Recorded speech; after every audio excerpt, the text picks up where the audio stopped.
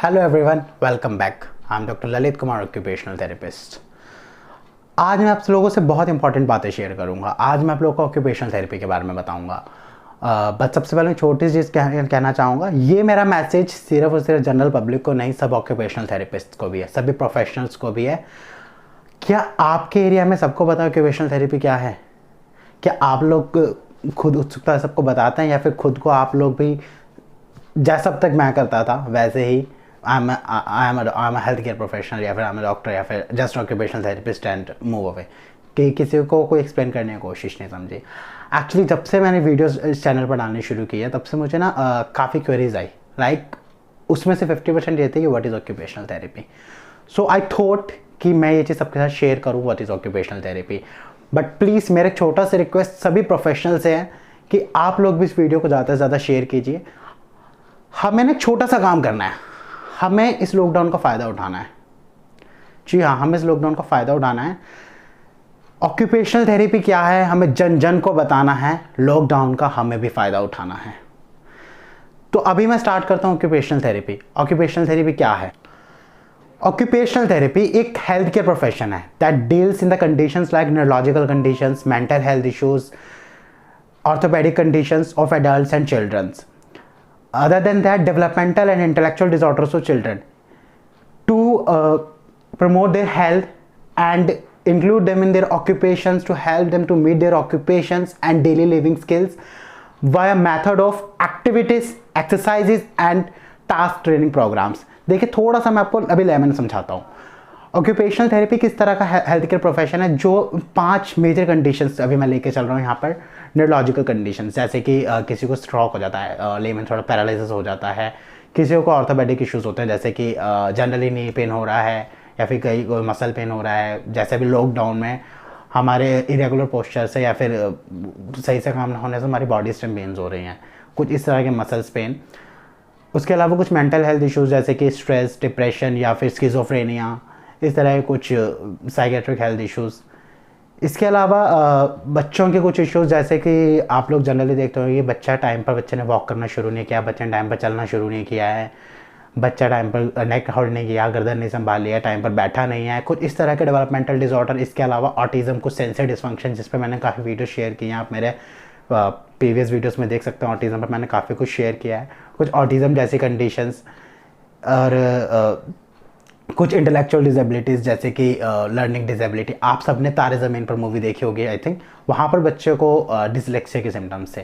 तो कुछ इस तरह के इश्यूज़, इस सब में ऑक्यूपेशनल थेरेपी का बहुत मेजर रोल होता है। यहाँ पर ऑक्यूपेशनल थेरेपी से हम बच्चे को या फिर उस पर्सन को जिसको ये इश्यूज़ है, हम उसको काफ़ी हेल्प कर सकते हैं टू प्रमोट देयर हेल्थ।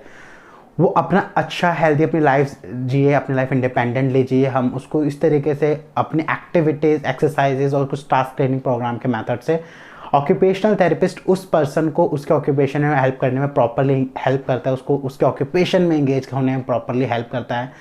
साथ ही साथ उसके एक्टिविटीज़, डेली लिविंग, जैसे कि स्ट्रोक के बाद इंसान को अपना खाना खाने तक में प्रॉब्लम होती है, कुछ करने तक में प्रॉब्लम होती है। जैसे कि बर्न्स में हम देखते हैं, अगर किसी पर्सन का ज़्यादा बर्न्स हो जाता है तो उसके मसल्स कॉन्ट्रैक्ट हो जाते हैं, तो वहाँ पर लाइक उसके हाथ के मसल्स कॉन्ट्रैक्ट हो गए, तो वहाँ पर हम हैंड रिहेबिलिटेशन बहुत अच्छा काम कर सकते हैं। उसके हैंड्स के हमने मसल्स को अगेन उसको फंक्शन रिस्टोरेशन करना है, ताकि वो दोबारा से काफ़ी हद तक अपने कामों को कर सके। इस तरह के हम काफ़ी सारे टास्क पर्सन के साथ कर सकते हैं, काफ़ी सारी चीज़ें हम उससे करवा सकते हैं, जिससे कि ऑक्यूपेशनल थेरेपी प्रोग्राम से वो पर्सन फिर से इंडिपेंडेंट हो जाता है, फिर से अपना पहले जैसा सारा काम करने लग जाता है। ऑक्यूपेशनल थेरेपिस्ट एक हेल्थ केयर टीम में काम करता है, एक हेल्थ केयर टीम की तरह आपके साथ काम करता है। जैसे कई बार तो कुछ कंडीशंस में अलोन ही, अकेले ही आपको उन चीज़ों से सॉर्ट आउट करा देता है। कई बार वो एक मॉडर्न मेडिसिन सिस्टम के साथ मिलके with allopathic doctors and other health care team members, उनके साथ मिलके आपके साथ काम करता है और आपको फिर से पहले जैसा आपके हेल्थ प्रमोट करने में, आपका ऑक्यूपेशन फिर से इंगेज करने में आपकी हेल्प करता है। इसके अलावा ऑक्यूपेशनल थेरेपिस्ट आपकी रिक्वायरमेंट्स के हिसाब से कि आप किस ऑक्यूपेशन में थे, या फिर अब आपकी कैपेबिलिटीज़ के हिसाब को आपको क्या ऑक्यूपेशन सूट कर सकता है, उसमें आपको प्रॉपर्ली दोबारा से इंगेज करने की कोशिश करता है। देखिए, दोबारा से इंगेजमेंट रिहैबिलिटेशन, और मैं यहाँ पर रिहैबिलिटेशन है दोबारा से इंगेज का क्यों यूज़ कर रहा हूँ, लाइक कि कुछ न्यूरोलॉजिकल सिम्टम्स हो जाता है, कभी ऐसा ना हो किसी के साथ, बट इनकेस ऐसा कुछ अगर हो जाता है तो उसके बाद वो पर्सन को भी अपनी लाइफ इंडिपेंडेंट लीड करने का पूरा हक है। उसको भी अधिकार है कि वो अपनी ज़िंदगी अपने तरीके से और इंडिपेंडेंटली जिए, सेल्फ डिपेंडेंट होकर जिए, तो उस चीज़ के लिए ऑक्यूपेशनल थेरेपिस्ट उसकी फंक्शनल रिस्टोरेशन करने में हेल्प करता है, उसके फंक्शन रिस्टोर कराता है, उसको फिर से उसके ऑक्यूपेशन में एंगेज करता है। तो एज पर योर रिक्वायरमेंट और as per the capabilities of you आपको किसी ऑक्यूपेशन में एंगेज कराता है occupational therapist. In rehabilitation team, an occupational therapist works to promote in your occupation. Role of occupational therapist को समझने से पहले हम डिसेबिलिटी को समझते हैं, स्प्लिट करके। D S ability, D for D special ability, this is the special ability of child. जी हाँ, ऑक्यूपेशनल थेरेपिस्ट यहाँ पर उस पर्सन की या उस बच्चे की आपको एक स्पेशल जो एबिलिटी है उसको जज करवाता है, उसके उस चीज़ को और ज़्यादा इम्प्रोवाइज करता है और उस चीज़ों पर उसके सारे स्किल्स डिपेंड हो जाते हैं। फिर वो वहाँ पर उसको हर एक चीज़ के लिए ट्रेन किया जाता है और फाइनली वो पर्सन, वो बच्चा इंडिपेंडेंट हो जाता है अपनी लाइफ में। मैं थोड़ी सी आपसे बात करता हूँ कि ऑक्यूपेशनल थेरेपी में क्या प्रोसेस होते हैं, किस तरह से ऑक्यूपेशनल थेरेपी का प्रोसीजर चलता है। बिल्कुल किसी भी हेल्थ केयर प्रोफेशनल की तरह ऑक्यूपेशनल थेरेपी में वही मेजर्स होते हैं, जैसे कि पहले असेसमेंट, ये एग्जामिन किया जाएगा कि आपके क्या क्या प्रॉब्लम्स हैं, आपके एक एक इश्यूज़ को, एक एक प्रॉब्लम को आपके आइडेंटिफाई किया जाएगा, उसे रिकॉग्नाइज किया जाएगा। उसके बाद वहाँ पर एक गोल्स प्लानिंग की जाएगी कि अभी हमें आपके साथ क्या क्या चीज़ें अचीव करनी है। उसके बाद उन पर एक इंटरवेंशन अप्लाई होगी, कुछ हम टेक्निक्स होते हैं ऑक्यूपेशनल थेरेपी ट्रीटमेंट, वो टेक्निक्स अप्लाई होंगे, वहाँ पर इंटरवेंशन अप्लाई होगी। अब वो इंटरवेंशन प्लानिंग एंड इम्प्लीमेंटेशन के बाद फिर विद टाइमली फ्रिक्वेंटली हम उस चीज़ों को रिव्यू करेंगे कि क्या क्या इंप्रूवमेंट्स आई हैं, अभी हमें और क्या क्या काम करना है। फर्दर हम रिवैल्यूएट करते रहेंगे। फाइनली फिर वही होगा कि you will be fit and independent. अभी जो मैंने आप लोगों के साथ 5 जनरल कंडीशन शेयर की थी कि किन किन चीज़ों में ऑक्यूपेशनल थेरेपिस्ट काम करता है, मैं आपके साथ उसको 1 बाय 1 लूँगा, थोड़े से आपको छोटे छोटे एग्जांपल्स देते हुए, ज़्यादा आप लोगों का टाइम ना लेते हुए, और आपके थोड़े थोड़े से आपको एग्जांपल्स देते हुए उनके बारे में समझाऊंगा कि कैसे वहाँ पर हम ऑक्यूपेशनल थेरेपिस्ट काम करते हैं। सबसे पहले न्यूरोलॉजिकल कंडीशंस को लेते हैं, जैसे कि मैंने आपको बताया था स्ट्रोक या पैरालिसिस या फिर कुछ हेड इंजरी हो गई, इस तरह के कोई इश्यूज़। उसके अलावा न्यूरोलॉजिकल कंडीशंस कुछ और भी होती हैं जो थोड़ी माइनर होती हैं उनसे, जैसे कि सर्वाइकल स्पॉन्डिलाइटिस। आप में से बहुत लोगों को नेक पेन होता है, बट हर एक नेक पेन सर्वाइकल स्पॉन्डिलाइटिस नहीं होता, या फिर ऐसे न्यूरोलॉजिकल सिम्टम्स नहीं होते हैं। सर्वाइकल स्पॉन्डिलाइटिस या लंबर स्पॉन्डिलाइटिस, स्पॉन्डिलोलिसिस, इसमें क्या होता है, इसमें स्पाइनल कॉर्ड पर डायरेक्टली इश्यूज़ होते हैं कि वो या तो कंप्रेस हो जाती है या फिर कुछ अदर वहाँ पर इश्यूज़ हो सकते हैं। अब ऑक्यूपेशनल थेरेपिस्ट यहाँ पर क्या करता है, वही असेसमेंट इंटरवेंशन के बाद यहाँ पर फंक्शन रिस्टोरेशन सबसे पहला हमारा काम होता है कि पर्सन की जो जो चीज़ें वहाँ पर वो लैक हो गई हैं उस चीज़ों को हमने दोबारा रिस्टोर करना है। जैसे कि स्ट्रोक में पैरालाइज का पर्सन वही वॉक नहीं कर पाता है, अपने कामों को इंडिपेंडेंटली नहीं कर पाता है, तो सबसे पहले हमने उसके फंक्शन रिस्टोर करना है, उसके हर एक जॉइंट्स की मूवमेंट को, मसल टोन को हमने ठीक करना है, मसल स्ट्रेंथ अचीव करानी है, उसके वॉकिंग पैटर्न उसको अचीव करना है। फिर लास्ट में हमने उसके हैंड्स पर भी काम करना है, क्योंकि हैंड फंक्शंस भी वहाँ पर लैक हो जाते हैं, तो उसके हैंड फंक्शंस को भी रिस्टोर करना है। उसके बाद उसको डेली लिविंग की एक्टिविटीज़ उसको ट्रेन करना है, एडीएल्स के लिए उसको ट्रेन करना है। इस तरह से हम उसका काम करते हैं। इसके अलावा हम ऑक्यूपेशनल थेरेपिस्ट और न्यूरोलॉजिकल कंडीशन, जैसे कि मैंने को बताया लंबर स्पॉन्डिलाइटिस या सर्वाइकल स्पॉन्डिलाइटिस, यहाँ पर हम पर्सन का पेन मैनेज करते हुए, पेन मैनेजमेंट करते हुए, उसके अलावा उस पेन की वजह से उसको कुछ ऑक्यूपेशन में कुछ प्रॉब्लम हो रही है, तो वहाँ पर हम उसके लिए उसको कुछ टेक्निक्स बताते हैं या फिर उसको हम वहाँ पर उस चीज़ से ओवरकम कराते हैं by method of exercises and activities. तो इस तरीके से हम न्यूरोलॉजिकल कंडीशन जैसे कि स्ट्रोक हो गया या फिर कोई पेन कंडीशंस हो गए वहाँ पर काम करते हैं। तो वही हमारा यहाँ पर न्यूरोलॉजिकल कंडीशंस में ऑक्यूपेशनल थेरेपिस्ट का क्या क्या काम होता है, जो आप लोगों के लिए, सब लोगों के लिए जानना ज़रूरी है कि आप लोगों को पता हो कि आप कैसे कैसे अपने आप को ठीक कर सकते हो। तो यहाँ पर वही जैसे मैंने को बताया, function restoration, pain management and independent in occupations and activities of daily living, ये 4 चीज़ें आप लोगों के साथ ऑक्यूपेशनल थेरेपिस्ट करता है। अब मस्कुलोस्केलेटल कंडीशंस में जैसे मैंने आपको बताया था कि अभी जैसे लॉकडाउन के टाइम पर कुछ लोगों को मसल पेन शुरू हो गए होंगे, जैसे स्पाज़म बन जाते हैं, ज़्यादा सोना या कम सो पाना, इरेगुलर पोस्चर्स होना, हम घर पर काम कर रहे हैं तो हम सही से नहीं कर रहे, या फिर हम प्रोलॉन्ग हमारा स्क्रीन टाइम है, हम कंटिन्यूस हम टीवी देख रहे हैं, हमारे टीवी की पोजीशन ठीक नहीं है, तो इन सब चीज़ों में अब यहाँ पर मस्कुलोस्केलेटल में ऑक्यूपेशनल थेरेपिस्ट का एक बहुत इंपॉर्टेंट रोल होता है कि सबसे पहले तो भाई पेन मैनेजमेंट, उसके साथ अर्गोनॉमिक्स। अर्गोनॉमिक्स क्या है? अर्गोनॉमिक्स है एनवायरनमेंट मॉडिफिकेशन, कि आपको वो जो प्रॉब्लम आई वो किस वजह से आई है, उस वजह को वहाँ पर एनालाइज करता है ऑक्यूपेशनल थेरेपिस्ट और इस चीज़ को करेक्ट करवाने में आपकी हेल्प करता है, आपको समझाता है कि आपको इस चीज़ को इस तरीके से रखना है। लाइक आपके टीवी किस डिस्टेंस पर होना चाहिए, अगर आप काम कर रहे हैं तो आपके टेबल की हाइट क्या होनी चाहिए। तो इन सब चीज़ों से क्या होता है, जो आपके मसल पेन्स होते हैं वो सब चीज़ें नहीं होंगे। जैसे अब आप प्रोलॉन्ग अगर टाइपिंग करते हैं तो आपके शोल्डर्स में पेन हो सकता है, आपके फिंगर्स में पेन हो सकता है, रिस्ट में पेन हो सकता है।